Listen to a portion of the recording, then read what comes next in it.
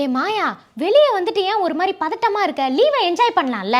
உன் பேச்சை கேட்டு நான் சிக் லீவ் வர போட்டு வந்துட்டேன். இங்கே யாராவது பார்த்து என் மேனேஜர் கிட்ட கோத்து விட்டேன்னா நான் என்ன பண்ணுறது சொல்லு. ஏ மாயா, நீயே எதுவும் இமேஜின் பண்ணிட்டு டென்ஷன் ஆகாதடி. எனக்கு ரொம்ப பயமா இருக்குடி.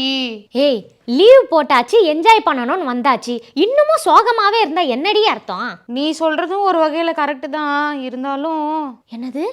நான் சொல்ல நீ அவ்வளோ சீக்கிரம் எதையும் ஒத்துக்க மாட்டியே, சரியில்லையே. ஏய் இல்லடி, ஒருத்தருக்கு சஸ்பென்ஷன் கிடைச்சும் அதை வந்து வெக்கேஷன் லீவோ ஜாலியாக என்ஜாய் பண்ணியிருக்காருடி. ஏன் அவர் அப்படி என்ன தப்பு பண்ணாரு சஸ்பெண்ட் பண்ற அளவுக்கு? வீக்கெண்ட்ஸில் வந்து நான் வேலைக்கு வரமாட்டேன் அப்படின்னு ரொம்ப நாளாக பிரச்சனை பண்ணிகிட்டே இருந்திருக்காரு. இதனால கோவம் அடைஞ்ச மேனேஜரு உன்னை வந்து நான் சஸ்பெண்ட் பண்ணுறேன் அப்படின்னு சொல்லி திட்டி ஆஃபீஸ்லேருந்து வெளியே அனுப்பிச்சிட்டு இருக்காரு. சேச்சா, ரொம்ப பாவம் தான் இல்ல.